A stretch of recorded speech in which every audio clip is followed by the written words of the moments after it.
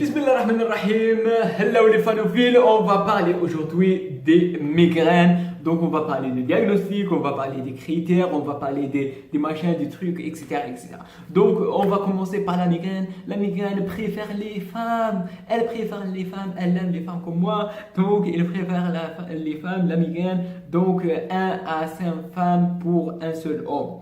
Donc la durée de la migraine, c'est une céphalie, c'est-à-dire c'est une douleur, elle dure de 4 heures à 62 heures.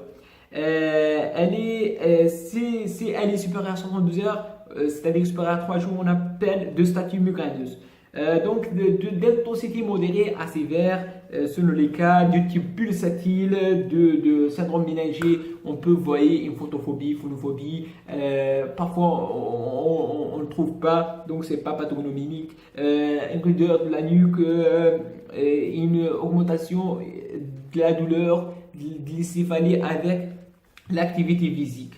Donc, migraine chronique, c'est une céphalie qui dure plus de 15 jours par mois. Donc, il y a une division de cette migraine en deux, la migraine avec aura et la migraine sans aura. C'est quoi une aura? Aura, c'est difficile. Donc, l'aura, c'est un symptôme neurologique transitoire. C'est-à-dire, elle ne dure pas. Parfois, elle peut aller jusqu'à la perte de vision, une cécité, mais transitoire. Donc, c'est un symptôme neurologique transitoire.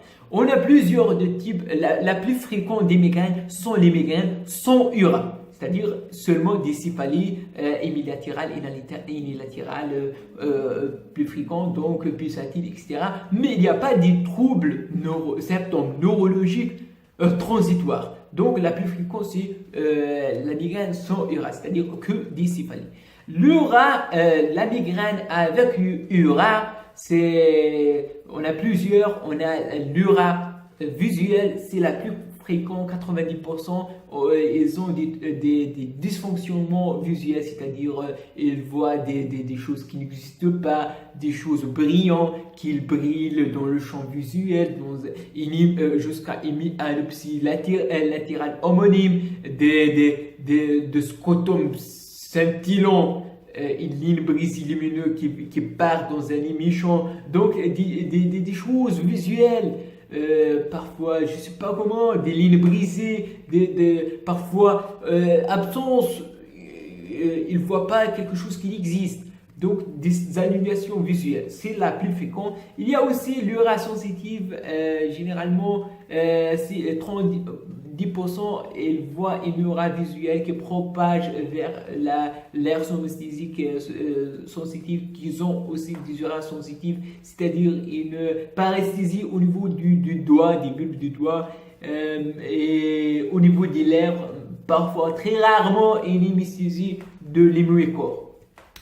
Une aura aphasique, c'est-à-dire trouble de langage transitoire, c'est un symptôme neurologique transitoire. Parfois, on a de l'aura moteur, c'est très rare, mais ça existe une forme de migraine qu'on appelle la migraine hémiplégique familiale. 3 gènes associés de cette aura qu'on appelle l'aura hémiplégique familiale, c'est trouble moteur transitoire. Il y a aussi l'aura du tronc cérébral qui arrive au tronc cérébral, mais ce sont des choses assez rares. Donc, on a parlé de l'aura. Ces symptômes visuels cette aura dure de 5 minutes à 1 heure, pas plus, transitoire. Donc, et après, il y a récupération de toutes les fonctions normales. Donc, je vais vous parler des facteurs qui favorisent la migraine. On a parlé des facteurs polygéniques, mais il y a des facteurs hormonaux, etc. Donc, il y a un mnémotechnique, ce qu'on appelle casse-tête, c'est-à-dire climat, alimentation, stress, sommeil, effort, traumatisme, oestrogène, tabac, excitation. Casse-tête, K, C, climat, A, alimentation, S, stress, S, sommeil, casse, E, effort, violent, tête, T, traumatisme crânien, oestrogène, syndrome menstruel, pilule, etc. T, tabac, excitation sensorielle. Mais il n'y a pas une corrélation. Ce facteur peut donner, c'est la prédisposition génétique qui compte. Donc, il y a les critères diagnostiques de la migraine sans URA. On va parler seulement de la critère diagnostique de la migraine selon la IHS, c'est-à-dire International Headache Society. Et il y a 5 critères, le mnémotechnique 5, 4, 3, 2, 1, 0. C'est-à-dire au moins 5 crises en moins.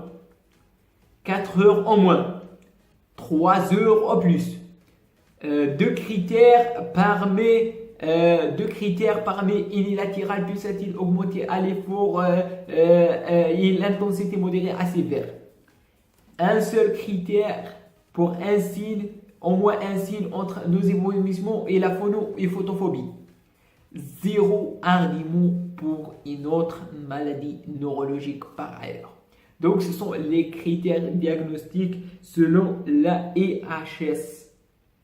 Donc, si on va parler maintenant de traitement de la migraine.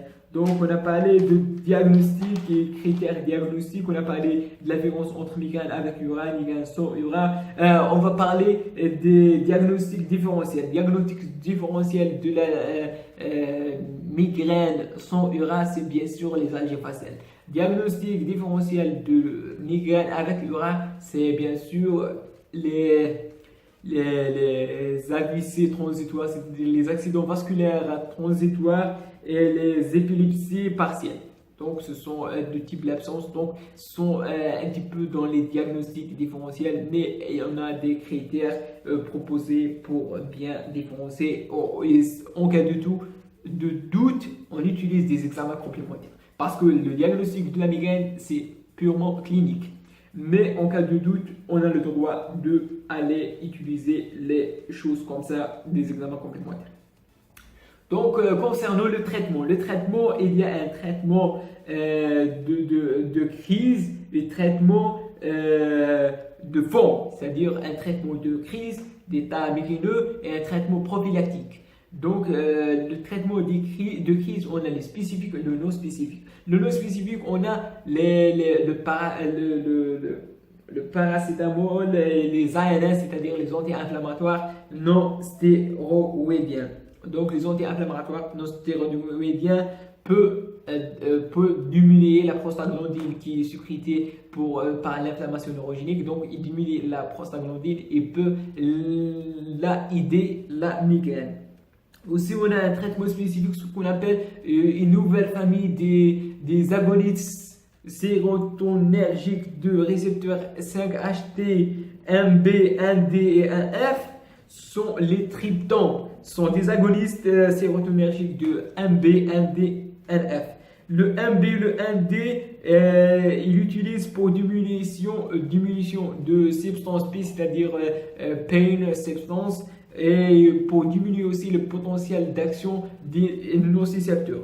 Le 1F, c'est la deuxième neuron, il diminue le potentiel d'action de deuxième neuron nociceptif, c'est-à-dire il arrête la transmission de la douleur. Donc les triptans, c'est un traitement récent et magnifique à utiliser. Donc les triptans sont traitements spécifiques de la migraine tels que la sumatriptan et les autres triptans. Il y a un traitement prophylactif, je citais seulement ils n'ont pas montré une grande efficacité, mais probablement ils diminuaient la fréquence de 50% lorsqu'il y a une stature migraineux avec des migraines répétées, et c'est mieux d'utiliser un traitement prophylactique tel que les bêta-bloquants, la propranolol, les VGNC bloqueurs, c'est-à-dire les bloqueurs de voltage gated and sodium channel blocker, tels que la topimatran et valproate. Valproate sont des traitements anticonvulsants, antiépileptiques. Le valproate, ils montrent un petit peu des effets prophylactiques dans les épileptiques. Donc, c'est ça pour la migraine. Je vous remercie pour votre attention et à la prochaine, Inch'Allah.